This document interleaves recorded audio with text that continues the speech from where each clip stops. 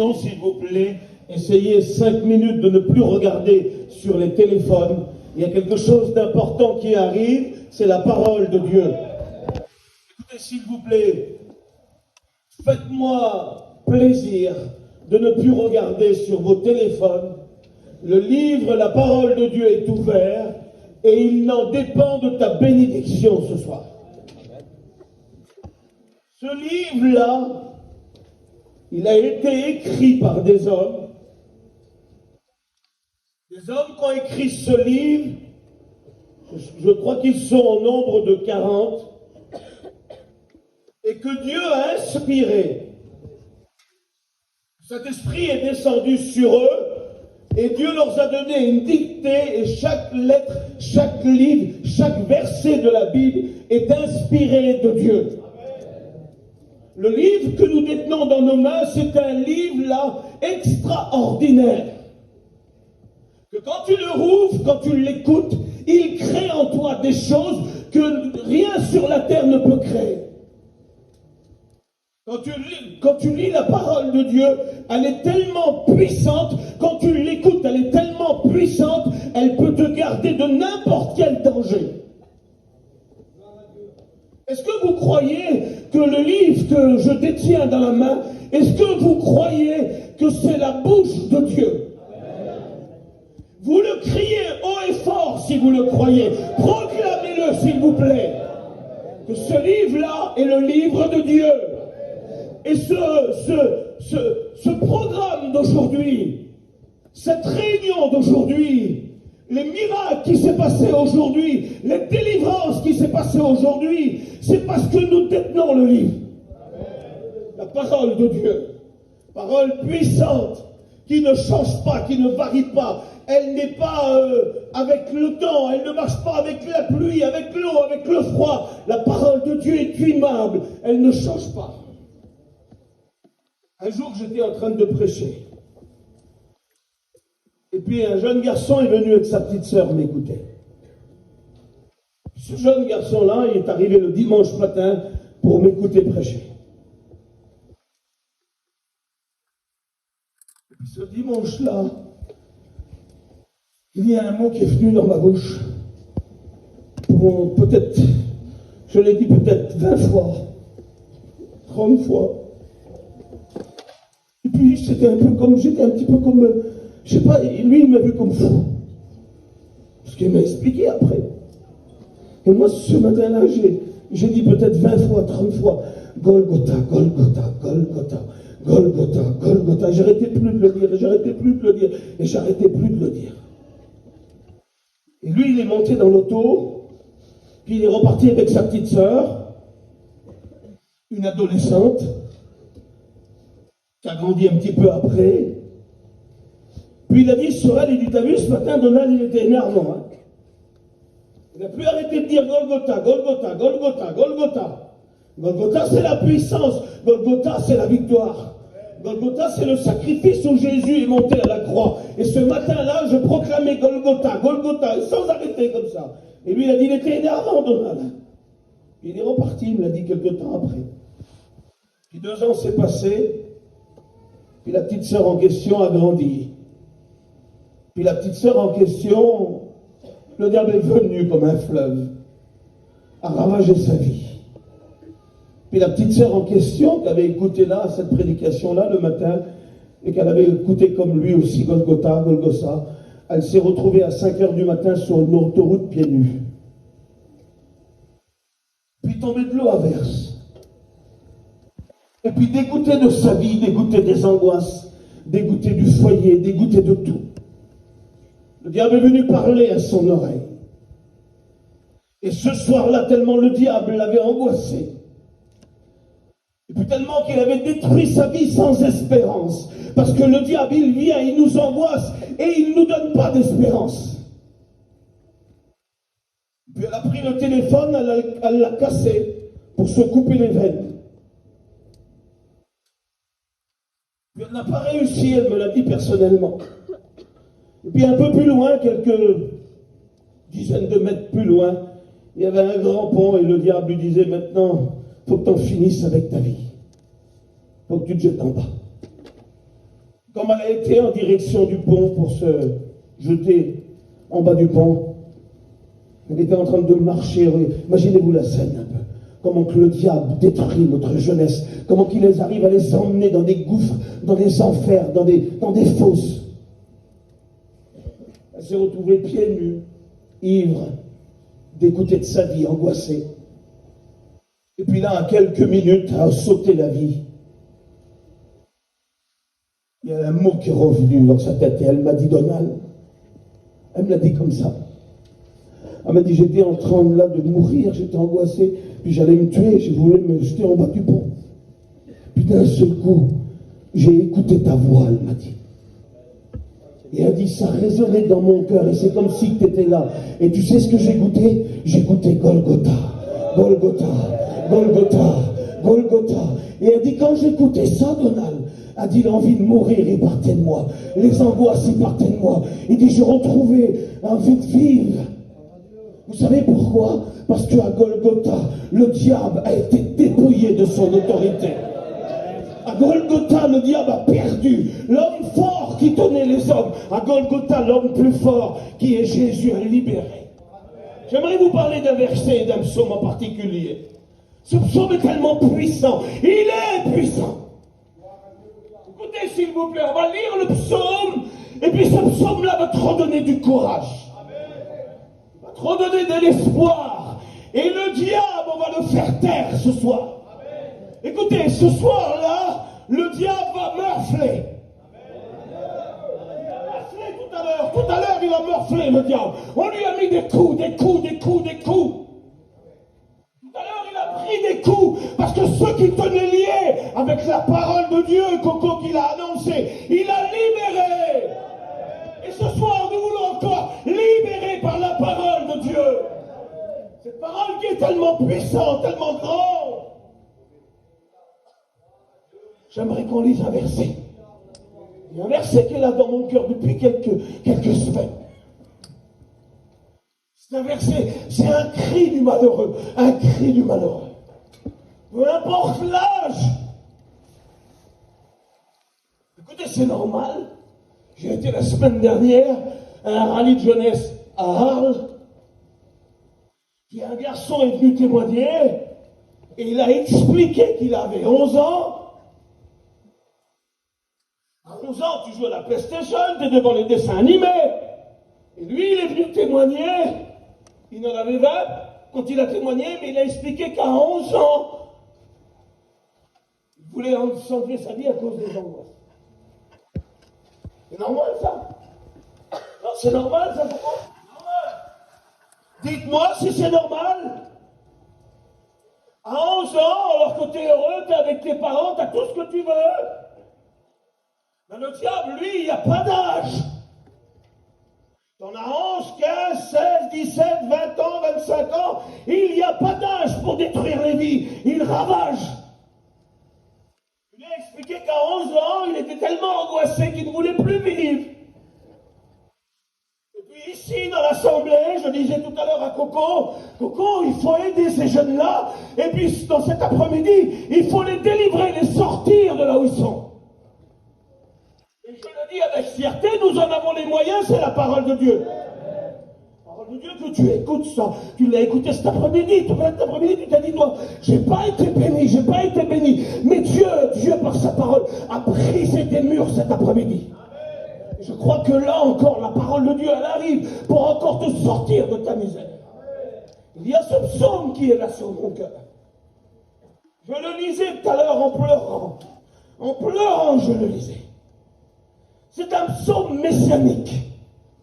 Dans la Bible, dans la parole de Dieu, c'est bourré de prophéties dans l'Ancien Testament qui va arriver pour Jésus, qui annonce Jésus. Et ce psaume en particulier, il y en a deux. Psaume 102 et le psaume 110. C'est les psaumes messianiques qui annoncent des parcours de la vie de Jésus. Sur la terre, ces psaumes-là, écoutez, c'est vieux, c'est les prophéties peut-être 700 ans, 800 ans avant qu'il arrive, mais déjà avant qu'il vienne, ces souffrances, ces douleurs qu'il a eues, était annoncé dans ce psaume. Et le psaume en particulier que je voudrais vous lire, le démarrage du psaume, c'est le cri d'un malheureux. Le cri d'un malheureux. Nous allons enlever toute catégorie d'âge. Je veux ce soir, devant moi, nous enlevons l'âge. On va mettre des cœurs plutôt. On va mettre des vies plutôt. On va mettre des peurs, des angoisses, des addictions, des addictions. Pris par des addictions que tu ne peux plus t'en sortir. C'est ce qu'on va mettre devant nous là. On ne va pas mettre 15 ans, 16 ans, 18 ans, 20 ans, 30 ans, 25 ans. On va enlever les âges parce que nous voyons que le diable est capable de venir et briser des vies, même s'ils sont tout jeunes. Alors on enlève les âges, il n'y a plus d'âge devant nous là. Mais il y a des personnes qui sont assises ici avec des cœurs qui battent et avec des problèmes, avec des soucis, avec des peurs, des angoisses, des addictions qui vont mourir, avec des foyers détruits, avec des parents détruits. Et puis le psaume que nous allons lire, c'est un psaume du malheureux. Et dans ce parcours du psaume, on révèle la vie de Jésus dans sa souffrance et une partie du jardin de Gethsémane. Du jardin. Parce que écoute, si toi tu es angoissé ce soir, j'aimerais te dire que Jésus a connu aussi l'angoisse dans le jardin. Si toi tu as peur et tu as des frayeurs, je voudrais te dire à toi que Jésus les a eus aussi dans le jardin de Gethsémane. Et il peut très bien te comprendre.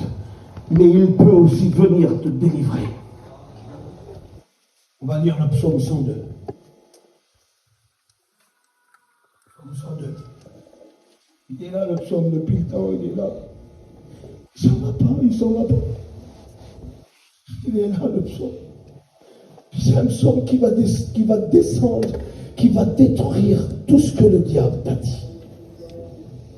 Parce que le diable est en train de te dire, tu es foutu. Tu n'as plus d'espoir, plus d'espérance. Tu es ici, mais Dieu ne t'écoute pas. Qu'est-ce qu'il fait, Dieu? Il est beau, Dieu, tiens. C'est le diable qui parle. Et ce psaume-là va détruire tout ce que le diable est en train de dire. La parole de Dieu est capable de détruire tout ce que le diable dit. Psaume 102.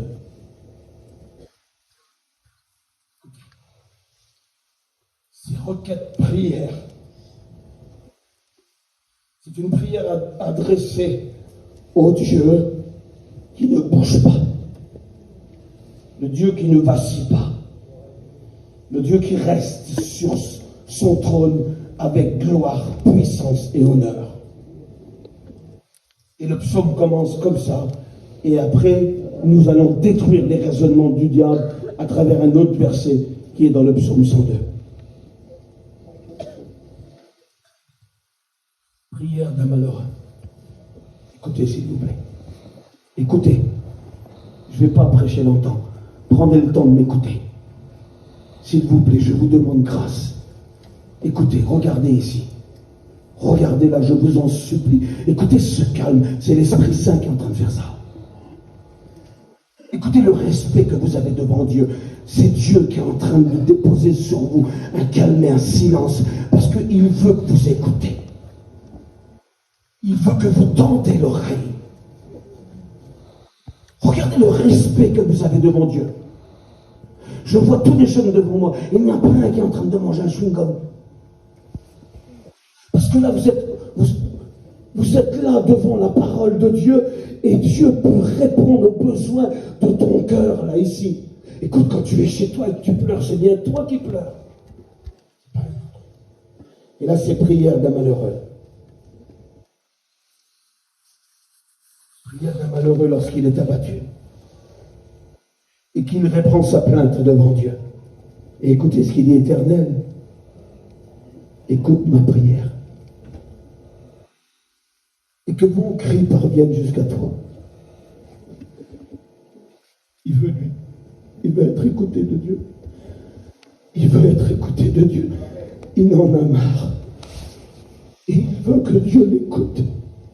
Parce qu'il a frappé des portes, il a essayé de s'en sortir, mais il n'a pas arrivé. Il veut que Dieu l'écoute. Il dit, Éternel, écoute ma prière. Qu'elle parvienne jusqu'à toi. Ne me cache pas ta face. Au jour de ma détresse, incline vers moi ton oreille. Quand je crie, hâte-toi de m'exaucer, car mes jours s'évanouissent en fumée et mes os sont tremblants. Mon cœur est frappé et desséché comme l'herbe. Et écoutez, s'il vous plaît. Écoutez. Écoutez. Tu as prié. Tu as demandé. Et tout de suite après ta demande, il y a une voix qui est venue. Cette voix-là, c'est le contraire de Dieu. Écoute, écoute bien. Écoute bien, je t'en supplie, écoute. Écoute, je t'en supplie. Tu as demandé quelque chose et tu as demandé à Dieu qu'il vienne t'aider, te libérer, te délivrer, parce que tu n'en peux plus.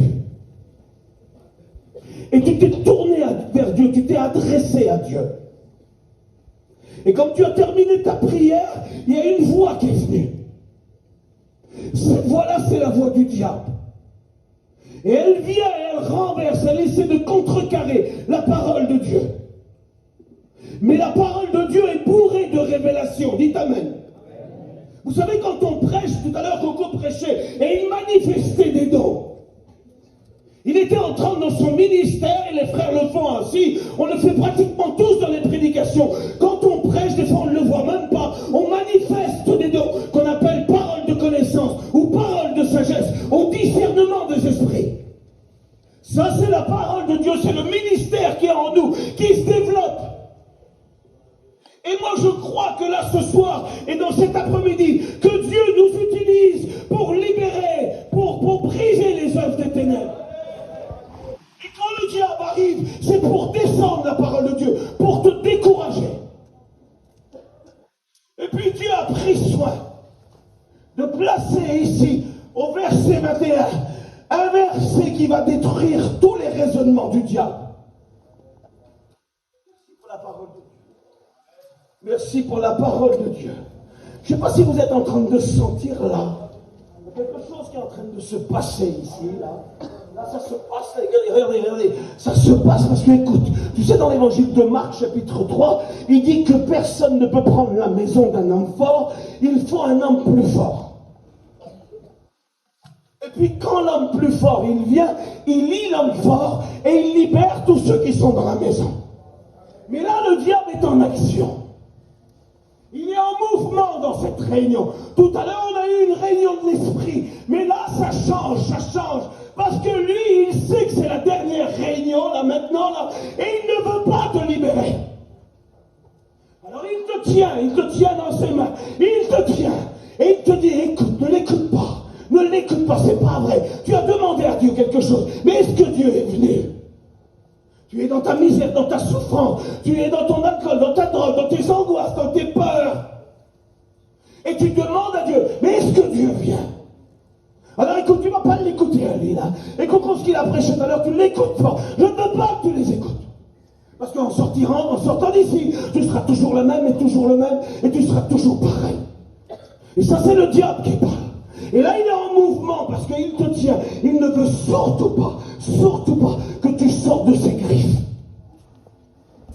Il dit que Dieu, Jésus, à la croix, a ligoté l'homme fort. Il l'a dépouillé comme on dépouille un lièvre. Il a dépouillé les autorités, les dominations. Il les a livrées publiquement en spectacle. Et il a triomphé d'elles par la croix. Et moi, je voudrais te lire un verset. Que Dieu est en train de t'écouter, que Dieu a écouté ta prière et que Dieu veut te libérer. Écoute le verset. Écoute le verset, s'il te plaît. Écoute le verset, écoute. Maintenant, le verset qui arrive fait taire la voix du diable. Tais-toi, Satan. Tais-toi, Satan. Tais-toi, Satan. Sois muselé, enchaîné, Satan. Tu veux jouer encore là, ici. Hein? Tu veux encore jouer. Hein? Tu veux encore tenir tous les malheureux qui sont devant nous. Nous détenons la parole de Dieu. Tais-toi, Satan. La Bible dit que la foi vient de ce qu'on entend et ce qu'on entend vient de la parole de Dieu. Si tu n'espères plus en un avenir heureux, j'aimerais te dire que la parole, Jésus, va te donner un avenir heureux. Mais regarde quoi, Dieu, ce soir?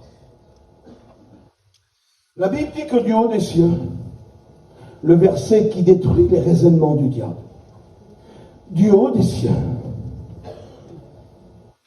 c'est loin les cieux. Hein?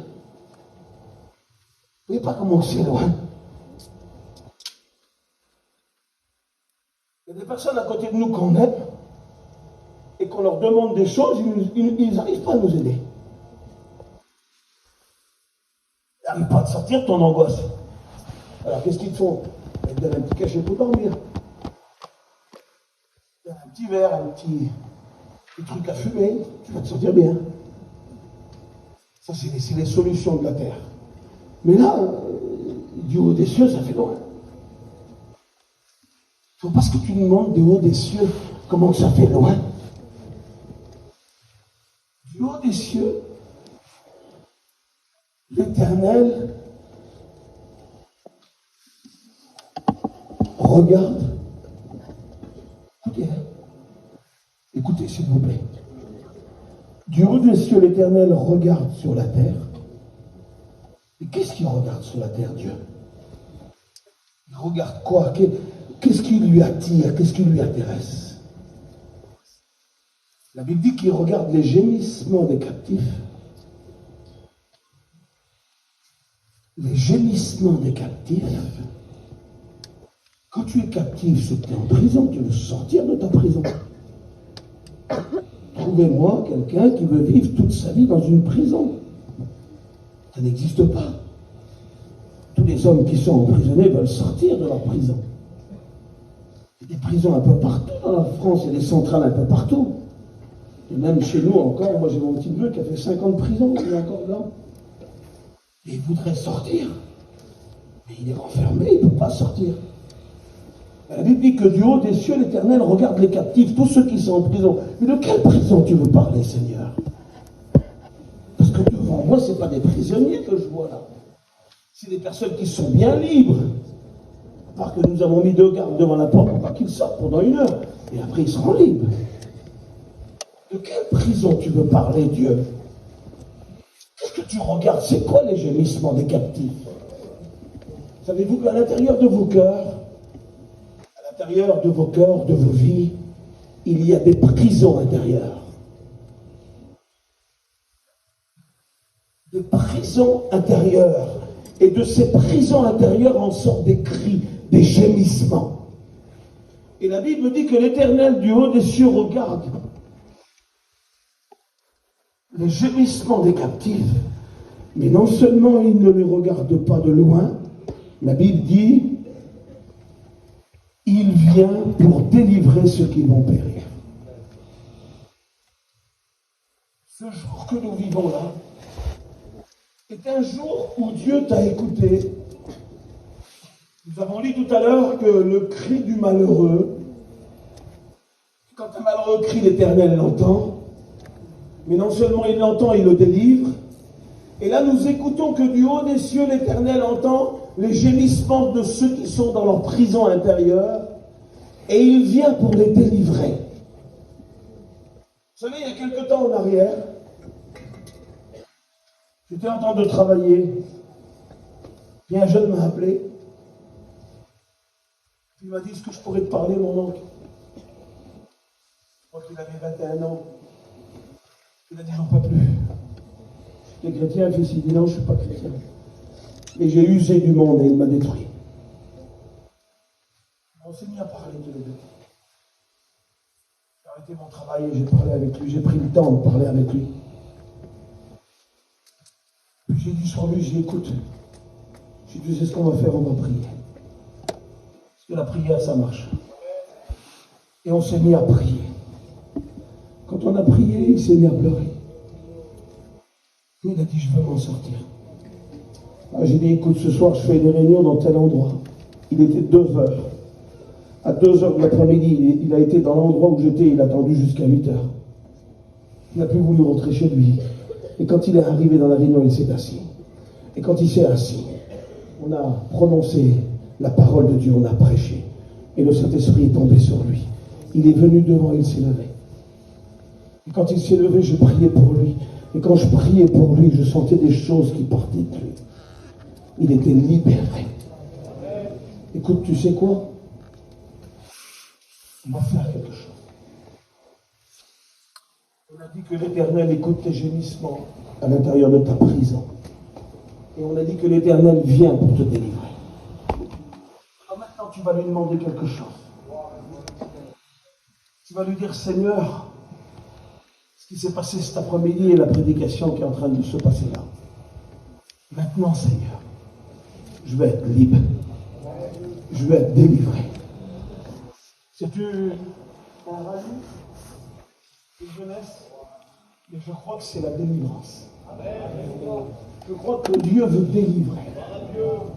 Parce que quand tu cries, quand tu appelles, quand tu dis quelque chose à Dieu, il vient. Écoutez, on va rentrer dans un combat là. On y est déjà. Vous savez, tout à l'heure, le Saint-Esprit était en train de briser des choses. Et là, nous allons arrêter la réunion. À 9h, il faut partir.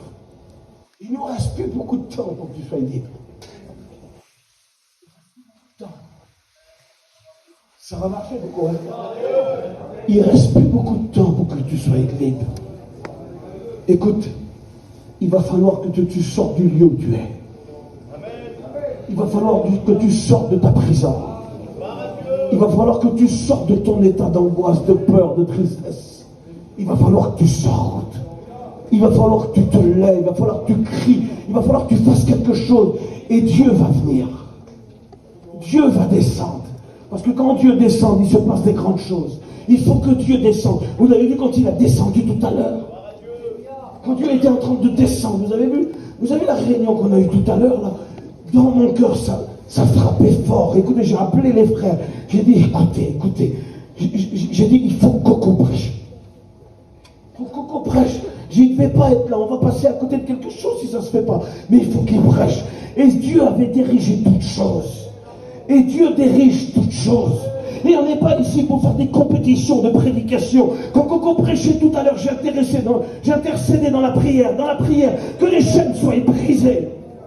C'était comme si c'était moi qui prêchais tout à l'heure. Parce que devant moi, il y a des personnes qui ont besoin. Et nous sommes tous là, unis ensemble, là, pour vous aider. Et on veut vous aider. On veut vous libérer. Vous savez, moi j'ai été libéré de ma prison. C'était pas dans un rallye de jeunesse. C'était pas dans une réunion. Il n'y avait pas de cantique. Rien du tout. Il y avait un vieux livre qui était arraché. Il était tout arraché, le livre. Il avait les 5 € la Bible. 5 € après. Et moi, quand je buvais beaucoup, je sortais beaucoup, je sortais beaucoup. J'avais des copains partout, j'étais pas méchant. Et dans mon cœur, au cachet ici, que personne n'avait vu, il y avait un appel au ministère. Il était dans moi.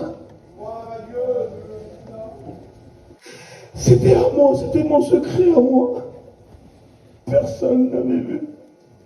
Et puis moi, quand je m'enfonçais de plus en plus, je pensais que c'était mort, ça. Mais je savais que quand j'allais venir à Dieu, Dieu allait m'appeler au ministère. J'étais dans ma prison. Il y avait des gémissements en moi. J'étais captif du diable, captif des liens, captif d'un travail, captif des copains, captif de tout. Quand je me suis converti là-bas chez moi, vous savez ce qu'on a dit? On a dit, Donald s'est converti, le quartier est en deuil. Parce que j'étais l'animation, moi j'étais là, j'étais toujours en train de rigoler, des copains partout, et puis, voilà, c'était...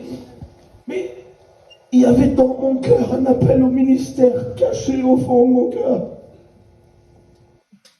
Et un soir, je suis rentré dans ma captivité. Et à chaque coup, je voyais cette petite Bible tout arrachée comme ça, en haut du placard.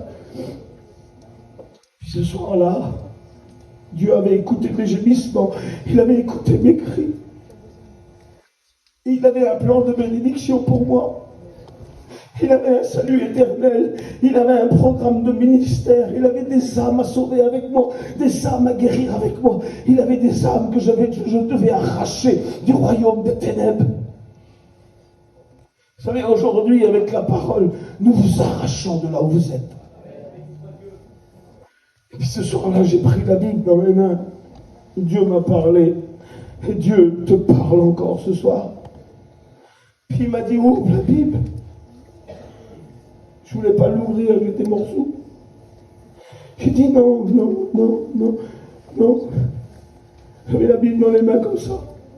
J'étais au milieu du camping. J'étais morceau. Puis il disait, ouvre. Moi je dis, je peux pas. J'ai honte. Et j'ai ouvert la Bible. Ah là là, quand j'ai ouvert la Bible, ma vie s'est ouverte. Ma destinée s'est ouverte. Ma guérison s'est ouverte. Mon pardon s'est ouvert. J'ai ouvert la Bible. J'ai fait craque ça, regardez. Il m'a dit, lis. Et quand j'ai lu, c'était un peuple qui était assis dans les ténèbres, dans la région des païens. Puis une grande lumière est venue, c'est Jésus qui est arrivé vers eux. Et puis il leur a prêché à ces païens-là, c'était moi. Puis il disait, repentez-vous car le royaume des cieux est proche. Et je comprenais toute l'amour de Dieu ce soir-là. Il venait me voir dans ma prison. Il venait me voir dans mes gémissements, dans mes liens. Il descendait de son ciel. Il m'a vu dans le camping Morsou. Du haut des cieux, l'Éternel regarde sur la terre les gémissements des captifs. Et il vient pour délivrer ceux qui vont périr.